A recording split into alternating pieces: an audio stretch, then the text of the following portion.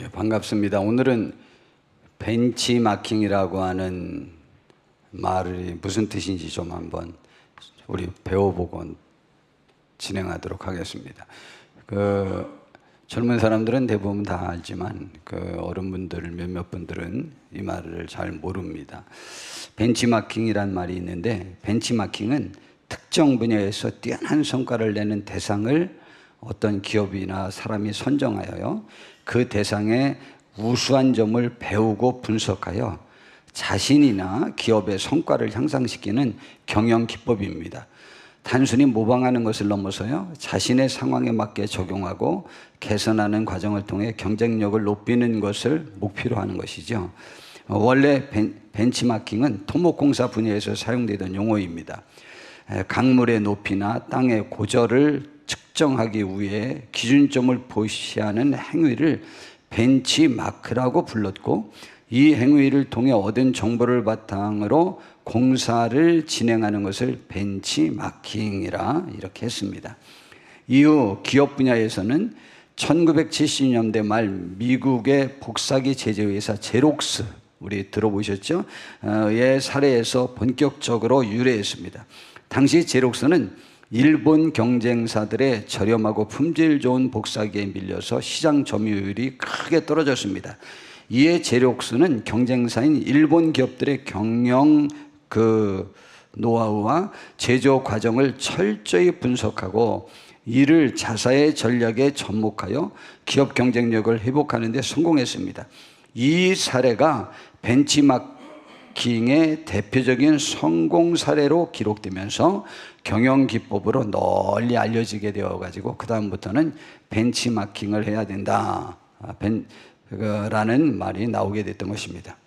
그런데 하나님은 우리에게 모든 것에 대하여 예수님을 모델로, 기준점으로, 표준으로 이렇게 삼아 벤치마킹 하라고 하셨습니다. 히브리서 12장 1절에서 3절에 보니까 이러므로 우리에게 구름같이 둘러싼 허다한 증인들이 있다고 그랬어요. 이 허다한 증인들은, 우리들을 둘러싼 허다한 증인들은 누구냐면 히브리서 11장에 나와 있는 좌우지간 노아, 에녹, 또 아브라함, 모세, 이런 아주 훌륭한 믿음의 사람들 이야기가 쭉 나오겠습니다. 그들이 믿음으로 세상을 이겼다는 거죠. 세상은, 우리가 아는 세상은요, 그렇게 호락호락한 세상이 아니고 고난과 핍박과 억울함이 참 많은 세상을 말합니다. 근데 그 세상을 그들은 믿음으로 다 이기고 승리했다는 얘기입니다. 그런데 그러한 증인들이 있다라고 하는 것은요, 그러한 삶을 자기들이 살아서 그것이 성공적인 삶의 기준점이 되는 표준자의 역할들을 그들이 한 거죠. 그뿐만이 아니고, 그러므로 그분들이 또한 지금 우리를 이렇게 들여다보면서 박수치면서 격려해주는 우리들의 승리자가 되기를 보아주는 증인들이라는 거죠. 증언자이기도 하고 증인이기도 하고 그런 거죠. 우리를 보라 라는 모델로 그들이 제시했다는 거죠. 그들이 있으니까 모든 무거운 것과 얽매이기 쉬운 죄를 벗어버리고, 이 모든 무거운 것, 이 세상 삶에 여러 가지 무거운 것들이 많죠. 우리의 삶을 성공하지 못하게 만드는 무거운 것들 중에 대표적인 몇 가지가 있다면, 첫 번째가 게으름, 그 다음에 딴전 피는 거, 이런 것들이 우리의 발목을 잡죠. 뭐가 우리를 발목 잡습니까? 못된 인간들 때문에. 그거는 10분의 1도 안 됩니다. 우리들에게 영향력을 미치는 거는 다 나 자신에게서 나의 삶의 발목을 잡는 무거운 나의 특질이 있습니다. 무거운 것과 그 다음에 얽매이기 쉬운 죄를 지면 그것이 나의 발목을 잡습니다. 그래서 이 발목에 한번 쇠덩이 달고 한번 뛰어보십시오. 모래주머니 달고 뛰어보십시오. 맨몸으로 뛰는 사람과 비교할 수 없을 만큼 힘들고 잘 뛸 수 없습니다. 그런 것들을 그래서 벗어버려야 돼요. 그들이 그랬어요. 세상을 이기려면 그런 일을 했어요. 그 다음에 인내로서, 거기엔 또 인내가 필요해요. 그래서 우리의 신앙의 경주, 삶의 경주, 거기에서 승리자들이 다 되라. 그렇게 하면서 이렇게 말씀했어요. 믿음의 주요 온도 온전하게 하시는 이인 예수를 바라봐라. 그들도 그러한 믿음으로 승리했다. 그랬듯이 증인들이 있다. 지금 내가 2절에 말하는 것에 대한 증인들이다. 그들이 증언자들이다. 그러니 너희는 온전케 하시는 이인 예수님을 바라봐라. 예수님을 인생 삶의 완전 표준점으로 삼아서 그는 그를 벤치마킹 하라는 거예요, 우리에게. 그래서 그분의 삶을 바라보고 우리도 그렇게 살면 예수님만큼 승리자가 될 것이다 라는 것이죠. 그는 그 앞에 있는 기쁨을 위하여, 기쁨은 뭐냐면 첫 번째, 이 세상의 많은 인류를 구원할 수 있는 그 기쁨, 그리고 천국에서 다시 또 그 자리에서 하나님 우편에서 영원토록 왕노릇하는 그 기쁨을 위하여 십자가를 참았어요. 고난을 참았다. 그리고 그 예수 이름으로 사는, 하나님의 뜻대로 사는 것에 대한 부끄러움을 개의치 아니하시니까 하나님께서 그를 보좌 우편에 앉으신 이것을 본받으라 그랬어요. 이것을 벤치마킹하라. 근데 이 참 신기하게 예수님을 바라보고 그분대로 살아라, 그분을 표준점으로 삼아라 하는데, 그분의 고난을 이기는 그 장면을 전체 주제격처럼 이렇게 말하고 있다는 것이죠. 이 말은 우리들의 삶의 많은 부분에 있어서 사실은 고난이 우리를 너무 많이 지배하고 우리들의 발목을 잡고 있는데, 그 발목 잡는 것 중에 많은 부분이 나의 게으름과 딴전 피는 것들, 그런 것들이 나의 삶을 망하게 만든다고 그러지, 다른 사람이 뭐 한 것에 관해서는 여기 첫 번째로 말하지는 않아요. 그걸 말하고 있죠. 그러나 그러면서 3절에 뭐라고 말하느냐, 이렇게 말하고 있습니다.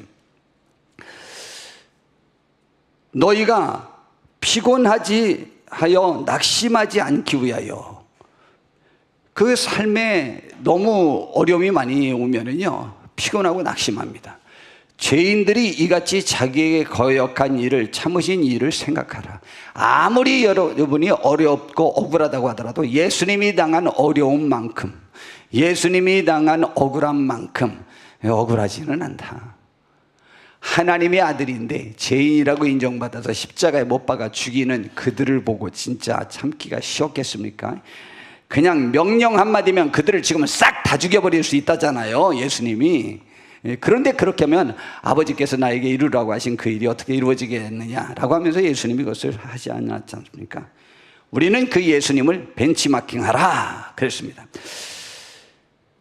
그런데 초대교회를 이끌었던 사도들은요, 3년 동안 예수님과 함께 하면서 예수님의 현장에서 보고 익힌 것을 그들이 이끌었던 처음의 교회에 적용하여 예수님처럼 대대적인 성공을 거두었습니다.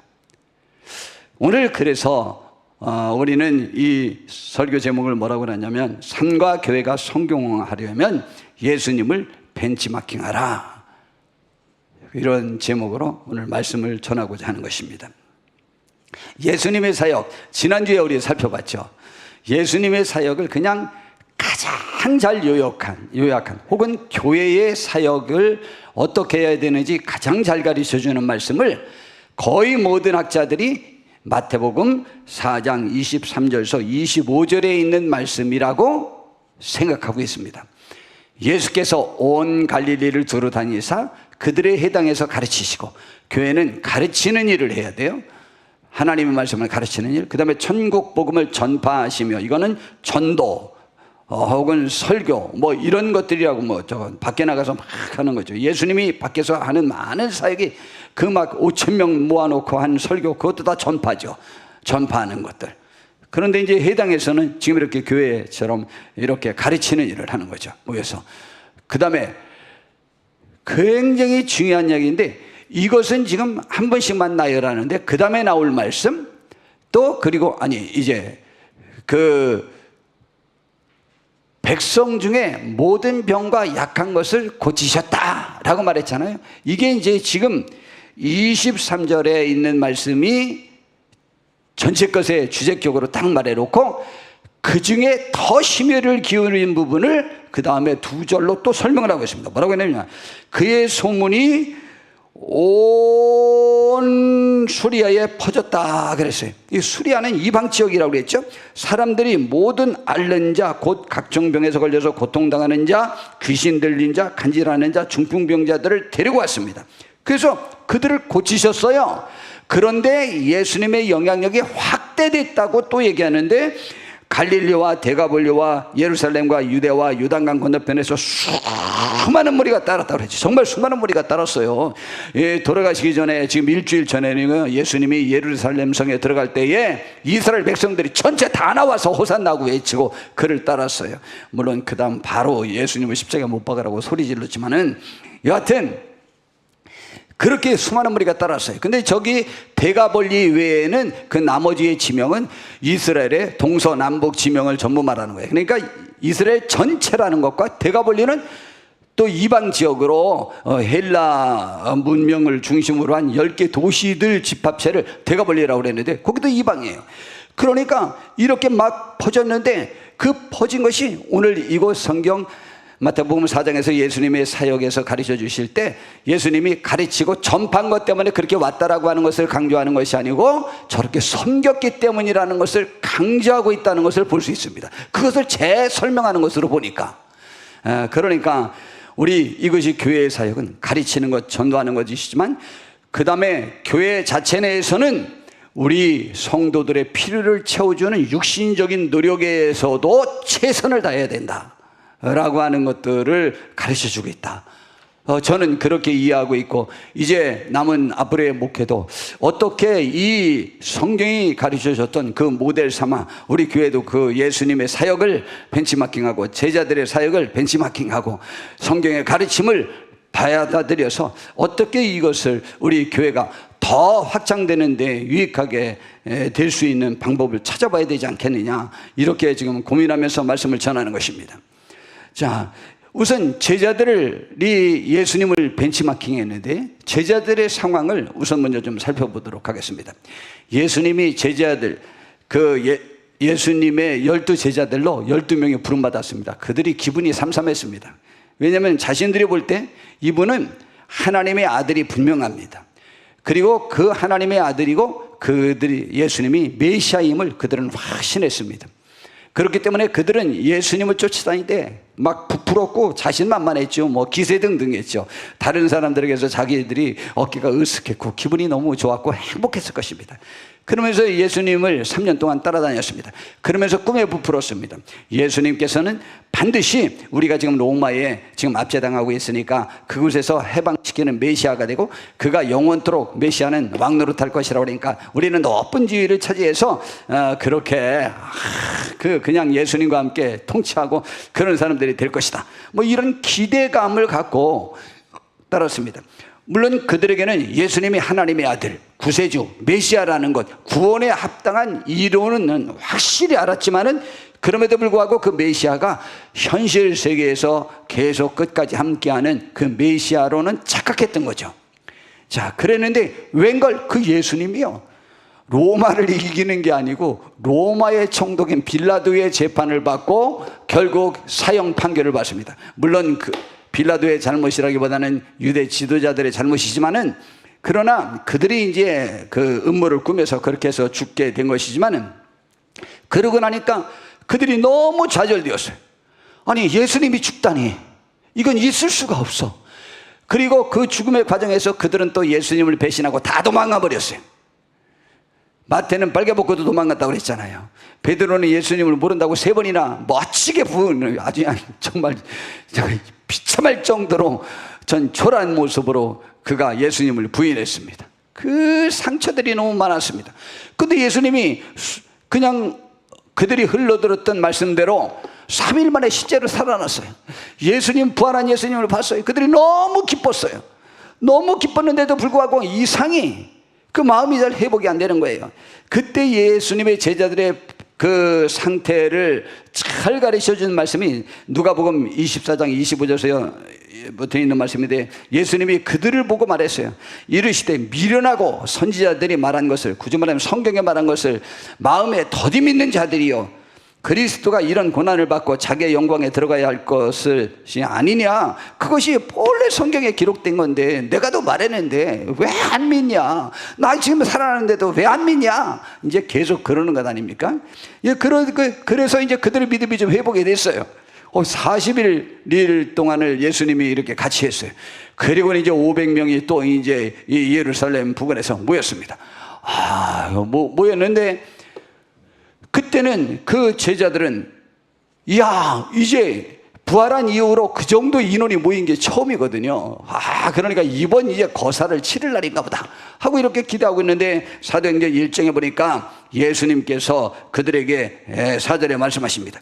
예루살렘을 떠나지 말고 내게서 들은 바 아버지께서 약속하신 것을 기다려라. 요한은 물로 세례를 받았으나 너희는 몇 날이 못되어 성령으로 세례를 받을 것이다 라고 이렇게 말씀하셨어요. 성령으로 세례 받을 얘기를 하죠. 그래서 제자들이 그 말, 이건 뭔 말인지도 잘 못 알아들어요 지금. 그러니까 아직도 좀 딴 생각이 있어요. 무슨 생각? 6절에 보니까 주께서 이스라엘 나라를 회복하심이 이때입니까? 라고 물어보는 거예요. 그들은 아직까지도 지금 이 지상의 왕국을 건설할 것을 기대하고 있는 거예요. 근데 예수님이 아주 단호하게 말씀하시죠.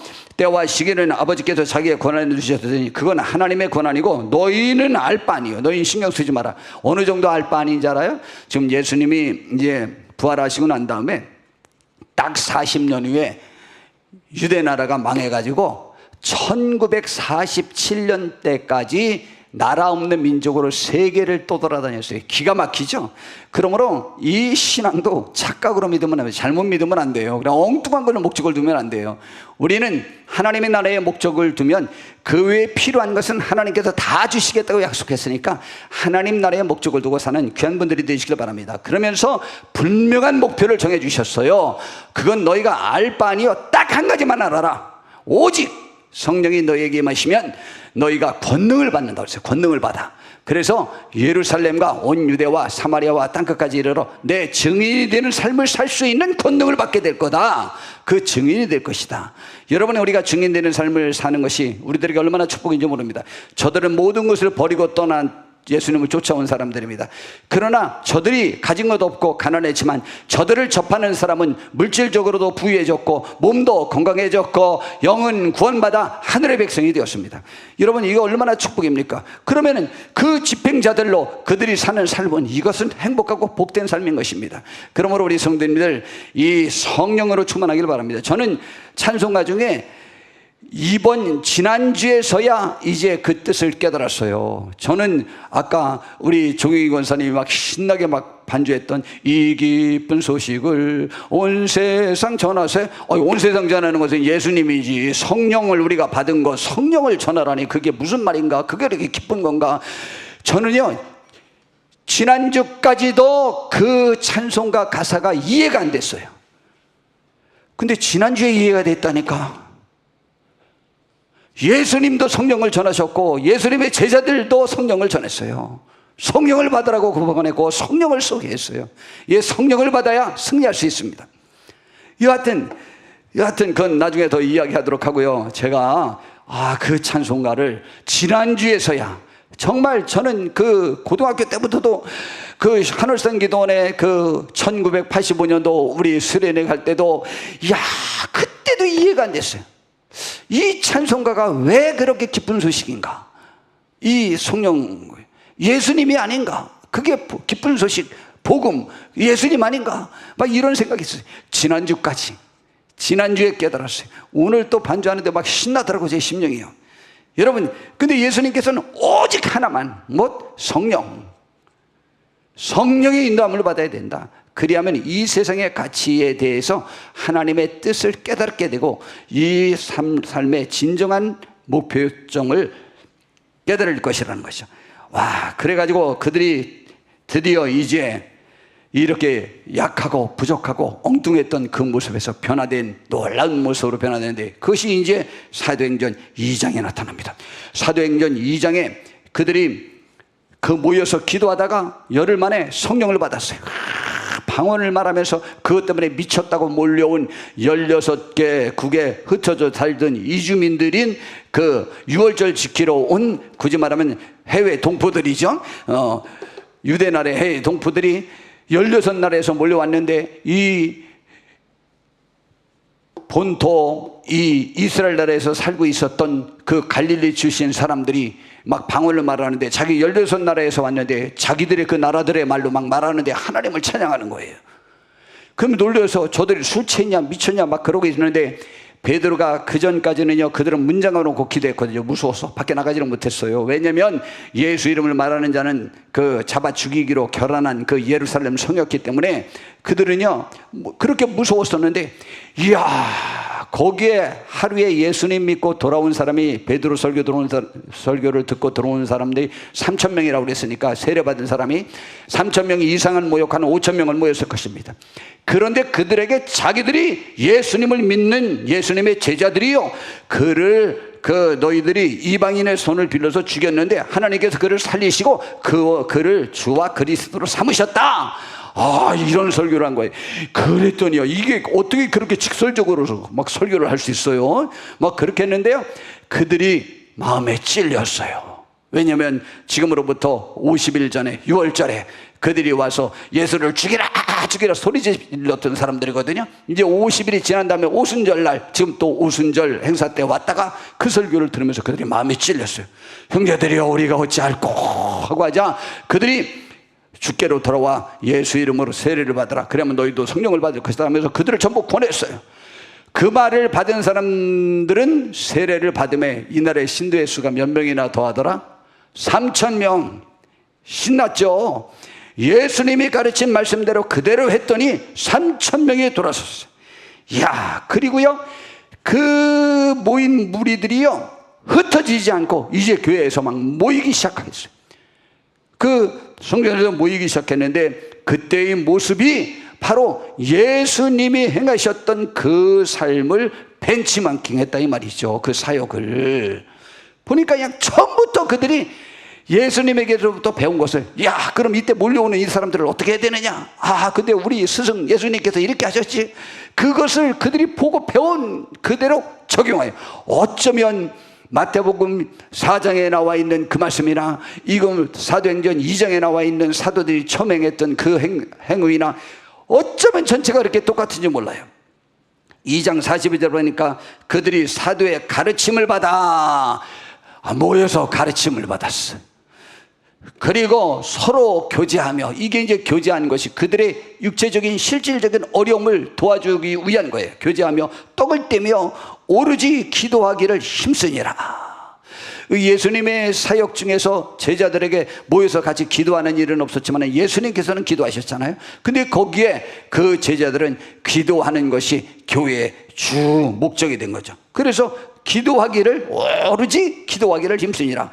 사람마다 두려워하는데 사도들로 말미암아 기사와 표적이 많이 나타나니, 예수님이 했던 것처럼 기사와 표적이 많이 나타나는 거예요. 병든 자가 고침받고 귀신이 쫓아내지고 모든 어려운 문제가 해결되고 막 그러는 것이죠. 믿는 사람이 다 함께해서 모든 물건을 서로 통용하고, 그리고 또 재산과 소유를 팔아 각 사람의 필요를 따라 나눠주며 그러한 남을 돕는 일을 구체적으로 한 것이죠. 그리고 날마다 마음을 같이하여 성전에 모이기를 힘쓰고 집에서 떡을 떼며 기쁨과 순전한 마음으로 음식을 먹고 하나님을 찬미하며 또 온 백성의 칭송을 드리니, 그래서 교회가 어떻게 되느냐, 예수님이 그런 사역을 하자마자 일어났던 현상처럼 똑같은 것이 일어났는데 주께서 구원받는 사람을 날마다 더하게 하시니라 라고 이렇게 결론 내리고 있습니다. 그 이후로부터 이 제자들은 더욱더 열심히 그냥 그 예수님이 했던 것 그처럼 뭐 일을 열심히 하고 막 그렇게 하는 거예요. 그러면서 체계화되어가는 아름다운 교회의 모습이 보이기 시작하는데요. 사도행전 3장 1절에 보니까 제9시 기도 시간에 베드로와 요한이 성전에 올라갔어요. 그랬어요. 이스라엘 나라들은 하루에 3번 기도하는 그 기도 시간이 있거든요. 그 중에 마지막 시간이 이제 오후 3시, 제9시는 오후 3시인데 그 시간에 그 3번 다 습관적으로 그들은 기도하기 시작했던 것입니다. 우리 교회는 지금 전에 우리 2010년도부터 2011년도까지 막 이곳으로 옮기자마자 막 기도를 하루에 막 3시간씩 기도하는 분들이 있었고, 저도 그때는 하루에 6시간씩 기도해가지고 8시간씩 기도하는 게 쉬운 거 아니더라고요. 그러니까 뭐 잠을 못 자, 제대로.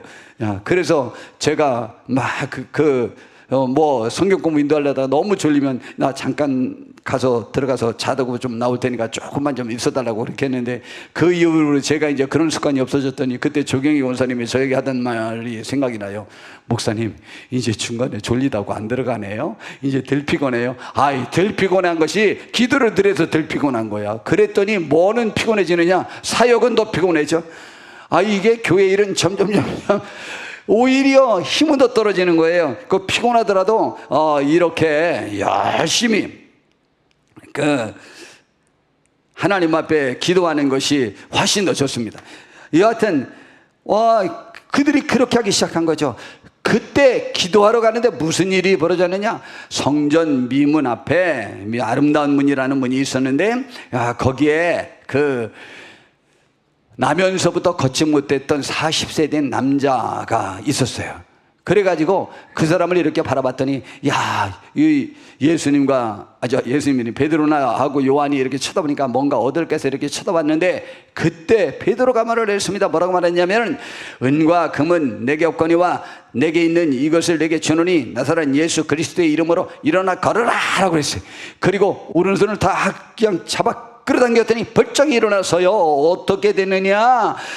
곧 발과 발목에 힘을 얻고 뛰어서서 걸으며 그들과 함께 성전으로 들어가면서 걷기도 하고 뛰기도 하며 하나님을 찬송하니 모든 백성이 그걸 다 봤어요. 이야, 그리고 그가 본래 성전 미문에서 구걸하던 사람이 아니냐? 그래가지고 그 사람으로 말미암아 돌아온 사람이 5,000명이나 됐어요. 5,000명. 이야, 그런데 이제 그때 사도행전 4장 1절에 보니까 사도들이 백성들에게 말할 때 제사장들과 성전 맡은 자와 사두개인들이 이르러 예수 안에 죽은 자의 부활이 있다고 백성을 가르치고 전함을 싫어하여 그들을 잡음에 날이 이미 저물었으니 이튿날까지 가둬뒀어요. 그러나 일단 그 설교를 듣고 돌이킨 사람이 5,000명. 이야, 이거 정말 기분 무지무지하게 좋은 것 아니에요? 제가 나면서부터 안진병이었는데 바로 잡아 끌자 걸으며 뛰며 찬양했다는 것이 이것이요, 일어나는 것도 기적인데 이렇게 뛸 수 있었던 것이 얼마나 기적인 것. 제가 이번에 기부스를 태어나서 처음으로 한번 해봤잖아요. 다리를 했는데 이 무릎에서 허벅지까지를 2주 만에 풀었어요. 2주 만에 풀었는데요, 저는 2주 만에 풀고 이 밑에는 한 달 만에 풀었어요. 발목 아래로, 발목 위에서 무릎까지는 한 달 만에 풀었는데, 여기 무릎을 풀었을 때 살 것 같은 거예요. 이제 움직이니까. 이제 마음대로 걸을 수 있겠지 라고 이렇게 들으려고 하는데, 이렇게 들으려고 하는 순간 이렇게, 2주인데 힘을 못 줘. 못 걷습니다. 빨리 가서 휠체어 갖고 오세요. 보자. 그래서 조경희 원사님이 휠체어 갖고 와서 탔잖아요. 또 그 다음에 이제 2주 후에 밑에를 또 풀었어요. 이건 또 괜찮을 줄 알았어요. 이제 여기는 이제 움직일 수 있었으니까. 그랬더니 그냥 움직이면 안 돼요. 빨리 가서 휠체어 갖고 와요.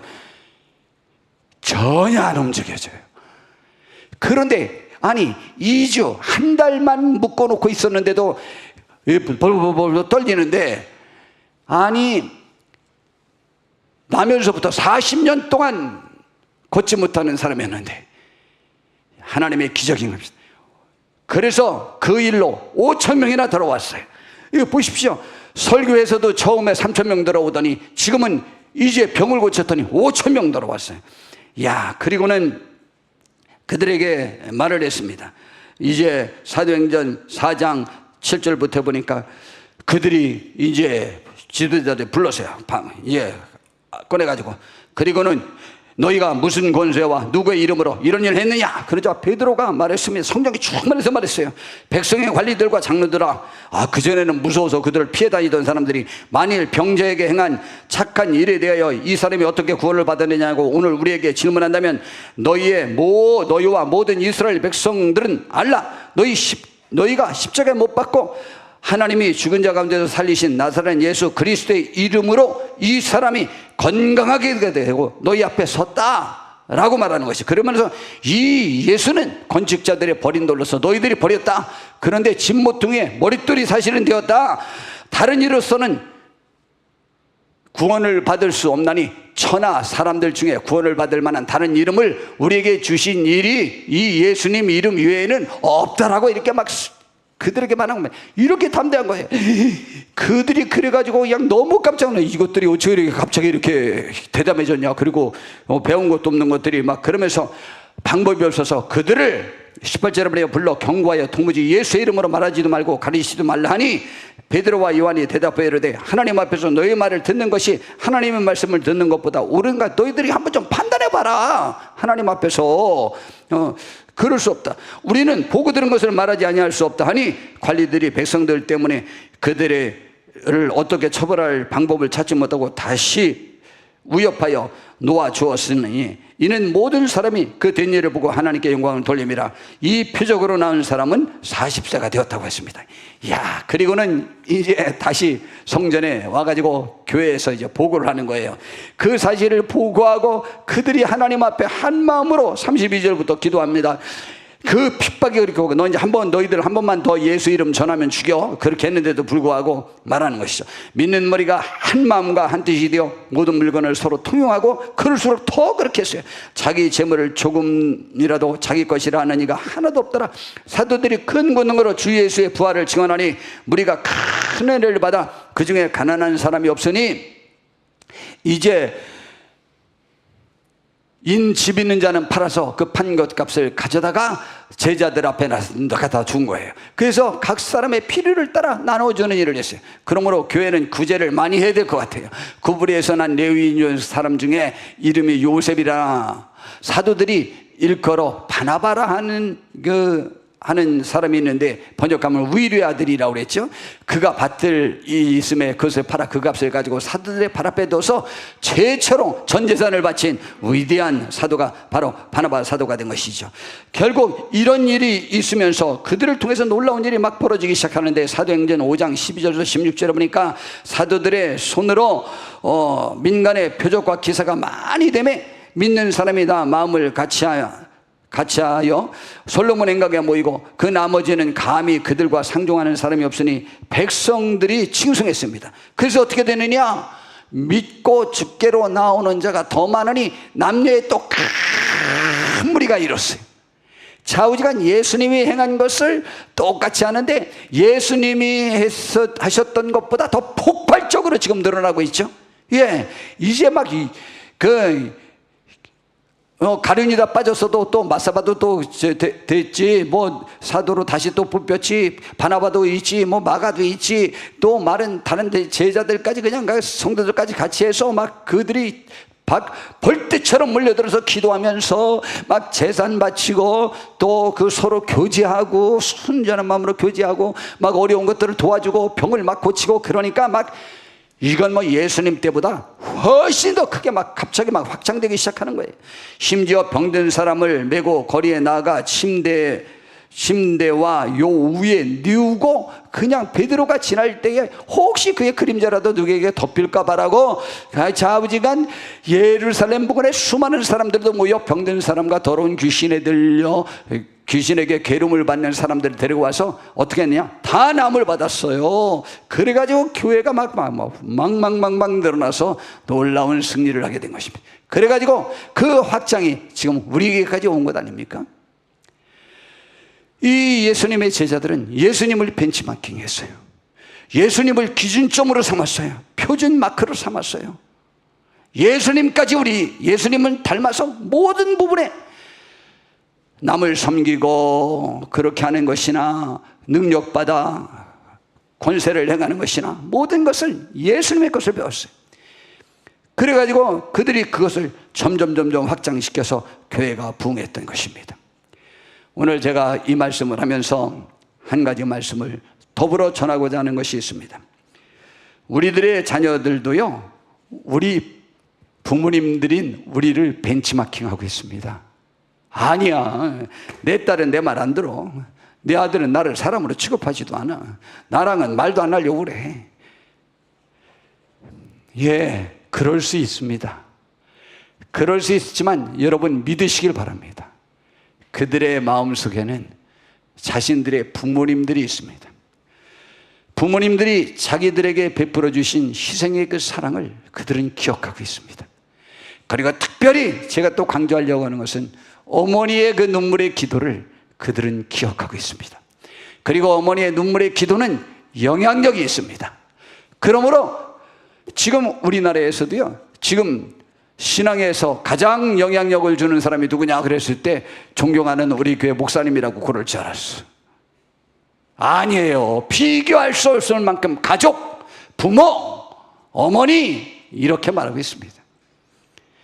여러분, 놀라운 사실이에요. 시대가 가면 갈수록 점점 어머니들의 신앙이 필요한 시대가 되었습니다. 제가 전에 말씀드렸잖아요. 우리나라가 이번 코로나 시기에 30대에서 50대 여자들이 딱 반으로 교회를 떠났다고. 저는 그 통계가 나오기 전에 우리 교회를 보니까 30대에서 50대 사이의 여성 성도들이 교회를 싹 떠났어요. 어떤 사람? 여하튼 특별하지 않는 한 11조 안 하는 사람은 다 떠났어요. 안 나와요. 그리고 계획을 어떻게 하는지 알아요? 교회에 오는데 방에 오게 하는 그 전화 받는 것을 피하기 위하여 예배 시간을 계획해서 모든 가족 행사를 계획합니다. 의도적으로. 제가 보니까 저희 교인들이 그래요. 그렇게 알고 있었는데 통계가 그렇게 나왔어요. 남자는 그렇게 안 떨어졌어요. 그러니 어머니가 30대에서 50대니까 주일학교에서부터 청년들, 자녀들을 둔 어머니들이죠. 그들이 그렇게 계획하고 교회 가는 것을 방해하니 주일학교 학생부, 청년부가 막 다 반토막이 뭐예요? 완전히 10분의 1로 막 떨어지고 그러잖아요. 아예 없어지기도 하고. 그래서 저는 간혹 이런 말을 하잖아요. 대한민국의 하와들이 또다시 선악과를 따서 내 가족을 먹여서 함께 타락시키게 할 것 같다. 전 지금도 그 생각은 변함이 없어요. 반대로 그러면은 대한민국을 일으킬 수 있는 것은 대한민국의 하와들이 선악과를 거절하면 돼요. 지금 하나님의 명령을 반대로 살게 하는 그 이론들, 그것들을 우리 여성분들이 앞서서 타개하면 대한민국의 교회는 다시 설 겁니다. 어머니들이요, 여러분이 지금 기도하고 이렇게 섬기고 예배하고 내 자녀들이 예배하지 않는데 그것 때문에 굉장히 아파하고 고통스러워하죠. 믿건대 그들의 마음속에 그럼에도 불구하고 그 어머니의 모습이 각인되어 있다는 사실을 명심하시고 돌아올 것을 믿으시길 바랍니다. 디모데후서 1장에 보니까 바울 사도가 이 디모데 목사님의 거짓없는 믿음을 칭찬을 합니다. 그러면서 그 믿음이 어디로부터 왔는가 살펴봤더니 3절에 보니까 이는 내 속에 거짓이 없는 믿음이 있음을 생각합니다. 이 믿음은 먼저 내 외조모 로이스와 내 어머니 유니게 속에 있더니 내 속에 있는 줄을 확신하노라. 그 아버지는 헬라인이에요. 그런데 그 아버지가 예수님을 믿었다는 기록이 없어요.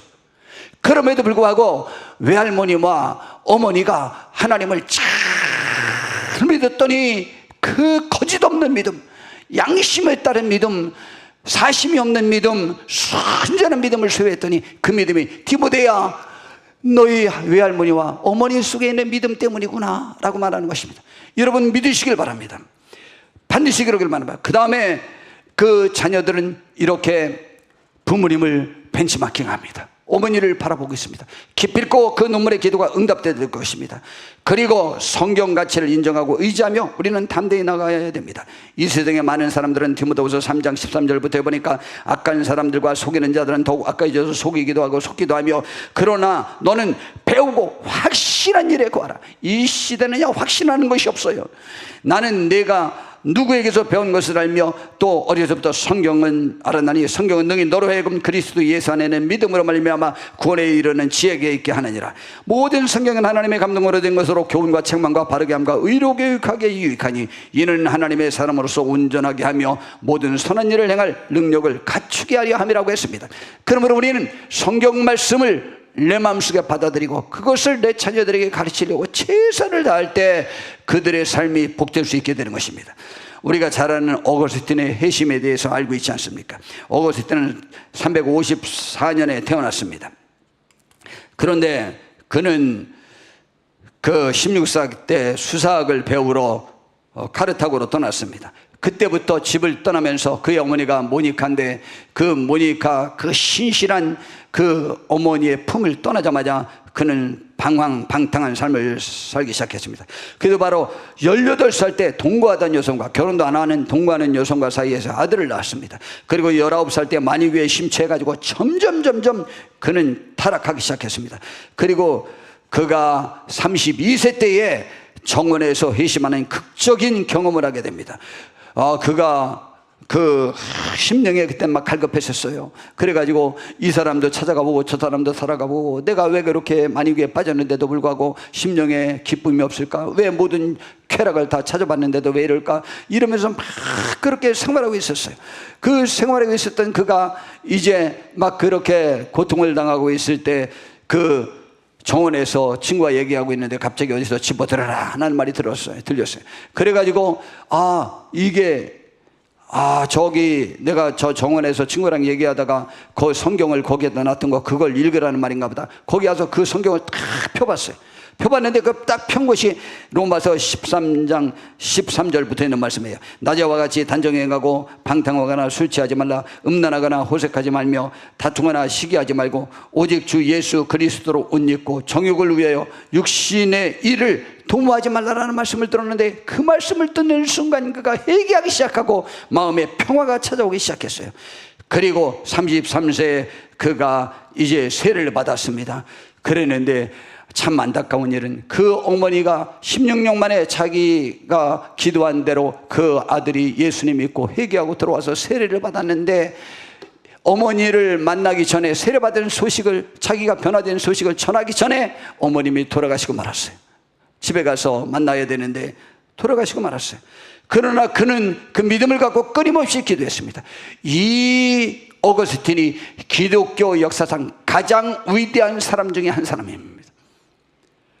그리고는 그는 평생을 기독교의 그 복음을 유지하고 이단과의 싸움에서 승리하는데 기독교를 체가화시키는데 가장 위대한 사람 중에 한 사람이 되고 76세 때 반달족이 공격을 했을 때 그때 공격 중에 사망하고 맙니다. 여러분, 우리 어머니들이요, 소망을 가지십시오. 내 자녀들의 앞길에 대하여 소망을 가지십시오. 그리고 눈물의 기도를 그치지 마십시오. 그리고 우리가 신앙 위에 굳건히 서 계십시오. 우리 어머니가 흔들릴 때 우리 자녀들은 우리보다 더 많이 흔들리도록 되어 있습니다. 여러분, 우리 어머니들이 그 기준점을 꽉 잡아가지고 어머니가 내 기준이야 라고 해서 그 어머니를 벤치마킹할 수 있도록 우리들이 본을 보이셔야만 하는 것입니다. 이 세상은 환난이 많아요. 아까 예수님을 본받으라고 했을 때, 예수님을 벤치마킹하라고 했을 때 그의 고난을 견디신 예수님을, 십자가를 견디신 예수님을, 피곤을 견디신 예수님을 바라보라고 말했잖아요. 우리 어머니들이 그것을 견디고 이기셔야만 합니다. 어머니들은 무너지면 안 돼요. 포기하지 마세요. 16년 동안을 눈물로 기도했다니까요. 모니카는 우리 어머니들이 그렇게 되기를 바랍니다. 우리 임마누엘 교회 성도님들은 예수님을 벤치마킹 하시고 이렇게 하나님의 말씀을 기준점으로 삼아서 우리들의 삶과 신앙에 놀라운 승리가 있는 축복을 다 누리시는 귀한 분들 다 되시기를 진심으로 바랍니다. 기도하겠습니다. 하나님 아버지 도와주시옵소서. 하나님 아버지 역사하여 주시옵소서. 주께서 이끌어 주시고 승리하게 하옵시고 주의 놀라운 권능으로 함께하게 하옵소서. 예수님의 이름으로 기도드렸사옵나이다.